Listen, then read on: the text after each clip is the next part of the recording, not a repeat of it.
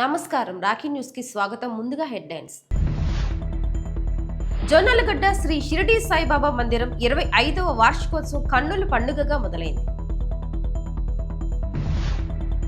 ఈ నెల 20న మెడికల్ షాపుల బంద్కు పిలుపు. అసోసియేషన్ సభ్యులు ఎమ్మెల్యే అరవింద్ బాబుకి వినతి. బెల్ట్ షాపులు తొలగించాలి. కలెక్టరేట్ వద్ద సిపిఐ మహిళా సంఘం నిరసన.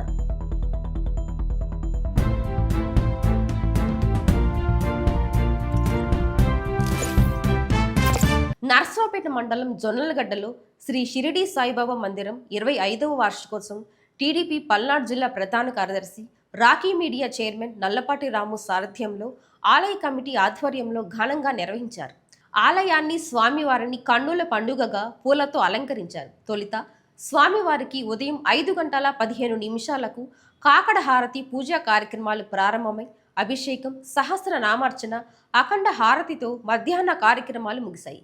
స్థానిక ఎమ్మెల్యే అరవింద్ బాబుతో పాటు పుర ప్రముఖులు, పలు గ్రామాల నుండి భక్తులు భారీగా తరలివచ్చి స్వామివారిని దర్శించుకొని తీర్థ ప్రసాదాలు స్వీకరించారు. ఆలయ కమిటీ సభ్యులను టీడీపీ నేత నల్లపాటి శాలువాలతో సత్కరించి షిరిడి సాయిబాబా ప్రతిమను అందజేశారు. అనంతరం అన్నదాన కార్యక్రమానికి కొబ్బరికాయ కొట్టి నల్లపాటి రాము ప్రారంభించారు. 15,000 మందికి అన్నప్రసాదాన వితరణ ఏర్పాటు చేశారు.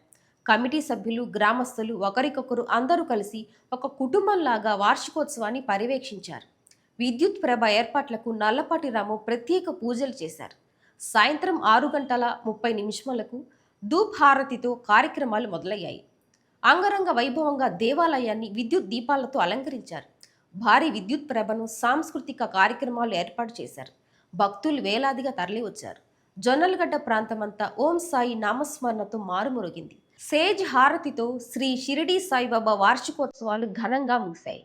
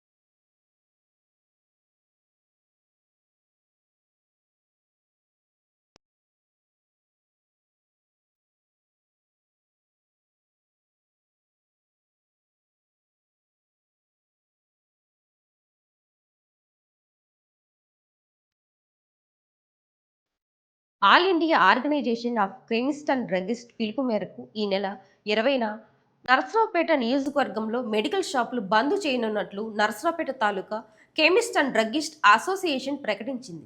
ఈ మేరకు బంద్ పిలుపు వినతి పత్రాన్ని స్థానిక ఎమ్మెల్యే డాక్టర్ చెదలవాడ అరవింద్ బాబుకి అసోసియేషన్ సభ్యులు సోమవారం అందజేశారు. దేశవ్యాప్త ఉద్యమంలో భాగంగా స్థానికంగా బంద్ను విజయవంతం చేసేందుకు సహకరించాలని కోరారు. దేశవ్యాప్తంగా సుమారు 12.40 లక్షల కెమిస్టులు, డ్రగ్గిస్టులు, డిస్ట్రిబ్యూటర్ ఈ బంద్లో పాల్గొననున్నారు. ప్రధానంగా అక్రమ ఫార్మసీల, ఆన్లైన్ మెడిసిన్ విక్రయాలు, కార్పొరేట్ సంస్థల డీప్ డిస్కౌంటింగ్ వ్యతిరేకంగా ఈ ఉద్యమం జరుగుతుందన్నారు. కాబట్టి అత్యవసర మందులు కొన్ని ప్రాంతాల్లో అందుబాటులో ఉంచేలా చర్యలు తీసుకుంటామని అసోసియేషన్ తెలిపింది. ప్రజలు అవసరమైన మందులు ముందుగా సేకరించుకోవాలని సూచించింది. ఎమ్మెల్యే డాక్టర్ చెదల్వాడ అరవింద్ బాబు ఈ వినతిని స్వీకరించి సమస్య పరిష్కారానికి సహకరిస్తామని హామీ ఇచ్చారు. ఈ కార్యక్రమంలో అసోసియేషన్ అధ్యక్షులు డి శ్రీనివాసరావు, కార్యదర్శి పివిఎస్ మోహన్ రావు, ట్రెజరరీ ప్రవీణ్, ఇతర సభ్యులు పాల్గొన్నారు.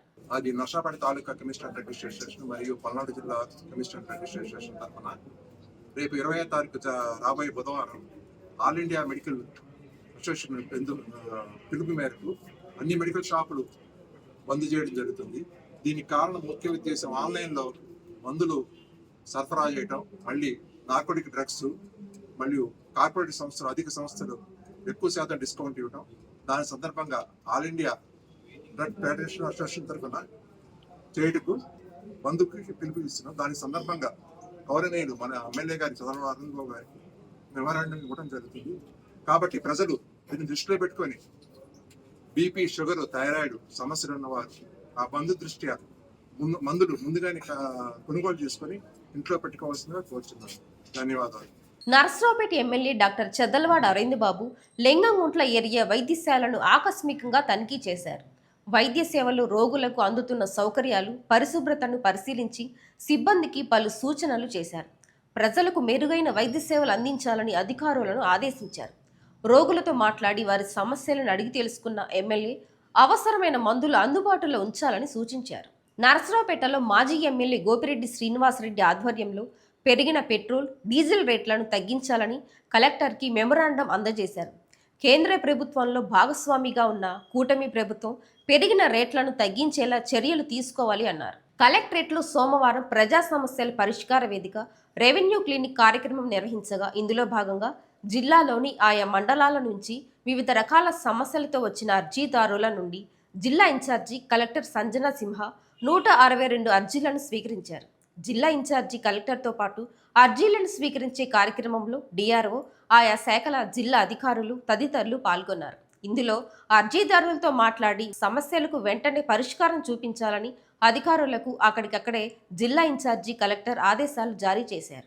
నరసరావుపేటలో క్రికెట్ బుకీ గోల్డ్ శేఖర్ని వెంటనే అరెస్టు చేయాలని టూ టౌన్ పోలీసుల అదుపులో ఉన్న వారి గుమాస్తా రవితేజను వెంటనే కోర్టులో హాజరు పెట్టాలని ప్రజా సంఘాలు డిమాండ్ చేశాయి. నిన్న మధ్యాహ్నం నరసరావుపేట పట్టణం శ్రీనివాస నగర్లో 2వ పట్టణ పోలీసు వారు అదుపులోకి తీసుకున్న రవితేజను వెంటనే కోర్టులో హాజరు పెట్టాలని ప్రభుత్వాన్ని కోరారు. రవితేజ భార్య తన భర్తని నిన్నటి నుండి 2వ పట్టణ పోలీస్ స్టేషన్ వారు విచారణ పేరుతో కొడుతున్నారని కలెక్టర్కి అర్జీ ఇవ్వడం జరిగింది. ఈ సందర్భంగా ప్రజా సంఘాల నాయకులు మాట్లాడుతూ క్రికెట్ బుకీ గోల్డ్ శేఖర్ని అరెస్టు చేయాలని, వారి గుమాస్తాల పట్ల చట్ట ప్రకారం వ్యవహరించాలని పోలీసు వారిని కోరటం జరిగింది.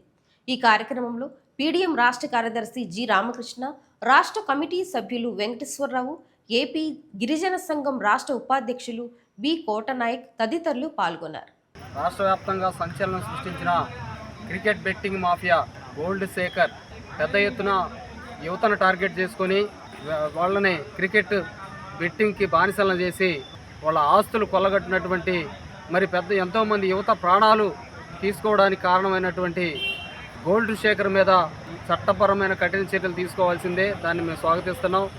అయితే ఆ కేసులోనే ముద్దాయిలు అని చెప్తున్నటువంటి రవితేజ, అంటే నరసరావుపేట పట్టణం శ్రీనివాసనగర్కి చెందిన రవితేజను నరసరావుపేట 2వ పట్టణ పోలీసు వారు అదుపులోకి తీసుకున్నారని, స్టేషన్లో ఉంచి తీవ్రమైన చిత్రహింసలకు గురి చేస్తున్నారని చెప్పి రవితేజ భార్య అయినటువంటి లలిత అనే అమ్మాయి ప్రజా సంఘాల దృష్టికి తీసుకొచ్చి మాకు రక్షణ కల్పించేలా ప్రభుత్వాన్ని కోరమని చెప్పడంతో ఈరోజు ప్రజా సంఘాల ఆధ్వర్యంలో జిల్లా కలెక్టర్ గారికి గ్రీవెన్స్ డేలో ఏదైతే ఉందో, ఎవరైతే ఆ రవితేజను అరెస్ట్ చేశారో అతని మీద చట్టపరమైన చర్యలు ఏదన్నా ఉంటే తీసుకోవాల్సిందే, దాంట్లో తప్పు లేదు. కానీ థర్డ్ డిగ్రీ లాంటి ప్రయోగించడం అనేది అది చట్ట వ్యతిరేకమైన చర్య.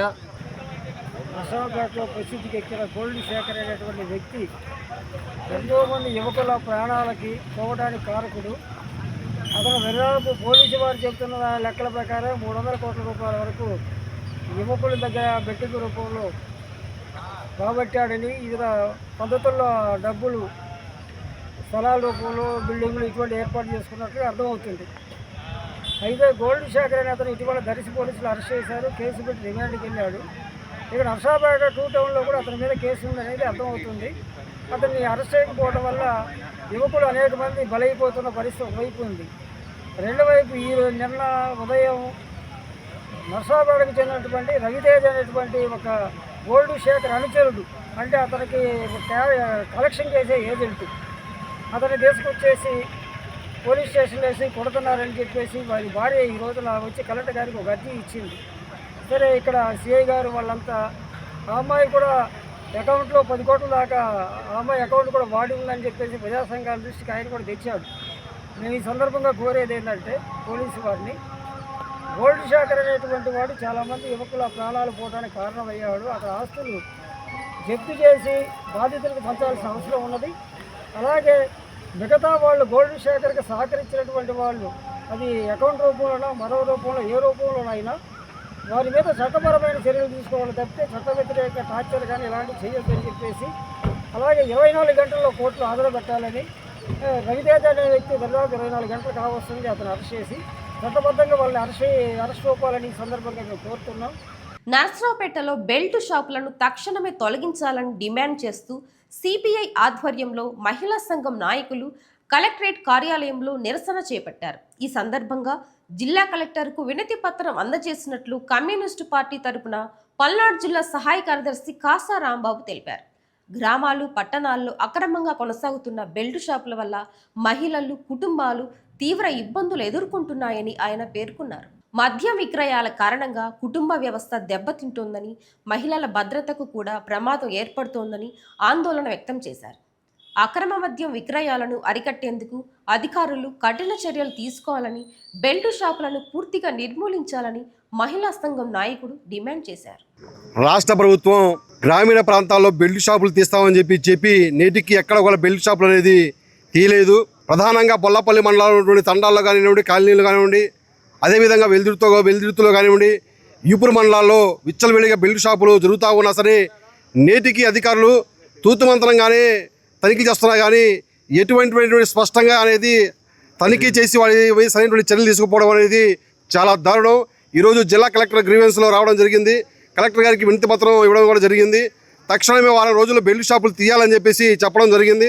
సంబంధిత అధికారులు, ఎక్సైజ్ శాఖ అధికారులను పిలిపించి బెల్ట్ షాపులను తీయాలని భారత కమ్యూనిస్ట్ పార్టీ నుంచి అడుగుతూ ఉన్నారు. వారం రోజుల వ్యవధిలో బెల్ట్ షాపులు తీయాలని మేడం గారి ద్వారాగా మేము కోరడం జరిగింది. ఎక్సైజ్ శాఖ అధికారులు కూడా ఆ విధంగా చెప్పడం జరిగింది. ఆ విధంగా కనుక చేయకపోతే ఖచ్చితంగా భారత కమ్యూనిస్ట్ పార్టీ తరఫున అలాగే ఇతర ప్రజా సంఘాల నుంచి అలాగే గిరిజన సంఘాల నుంచి పెద్ద ఎత్తున ఆందోళన కార్యక్రమాలు చేస్తామని హెచ్చరిస్తూ ఉన్నాం. పల్నాడు జిల్లా వ్యాప్తంగా బెల్ట్ షాపులు మొత్తాన్ని కూడా తొలగించాలని చెప్పి కమ్యూనిస్ట్ పార్టీ తరఫున అదేవిధంగా మహిళా సంఘం ఆధ్వర్యంలో ఈరోజు కలెక్టర్ గారికి మెమోరాన్ని ఇవ్వడం జరిగింది. ఏమాత్రం కూడా ఈరోజు మద్యం ఏరులై పారుతూ ఉంది.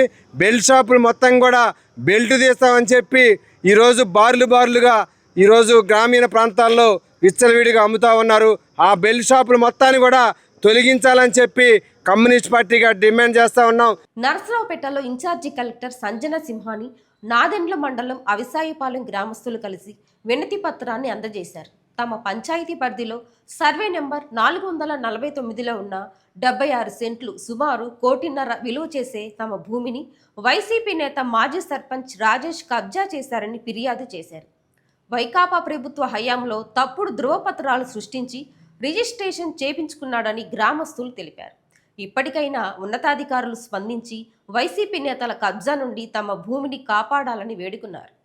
నర్సరావుపేట మండలం కొత్తపాలెం గ్రామం అండి. మాకు కేశంపల్లి రెవెన్యూ పరిధిలో సర్వే నెంబర్ 449లో 70 సెంట్లు భూమికి కలదు. అది పక్కన బస్కాపురం వైఎస్ఆర్ మాజీ సర్పంచ్ వంపుకూడు రాజేష్ అతను దాన్ని సెక్రటరీ ధృవ పత్రం తీసుకొని దాన్ని రిజిస్టర్ చేయించుకున్నాడు. అది పట్టా ల్యాండ్ మాది, మా సొంత భూమి, మా పూర్వీకుల భూమి. దాన్ని తెలిసి మేము ఎంఆర్ఓ గారి దగ్గర అర్జీ పెట్టుకున్నాం. మేము చేస్తే ఎంఆర్ఓ గారు ఎంక్వైరీ చేస్తుంటే అతను ఏం చేశాడు, కలెక్టర్ గారికి అర్జీ పెట్టాడు. కలెక్టర్ గారు అర్జీ పెడితే కలెక్టర్ గారు ఆర్డీఓకి రాశారు. అతనే అర్జీ పెట్టుకున్నాం, మేము పెట్టుకోవాలా. అప్పుడు మాకు నోటీసులు పంపించారు ఆర్డీఓ గారు. నోటీసులు పంపిస్తే మేము 3 నోటీసులకి అటెండ్ అయ్యాం. 3 నోటీసులు అటెండ్ అయితే ఆమె ఏం చెప్పింది, మమ్మల్ని పిలిచింది.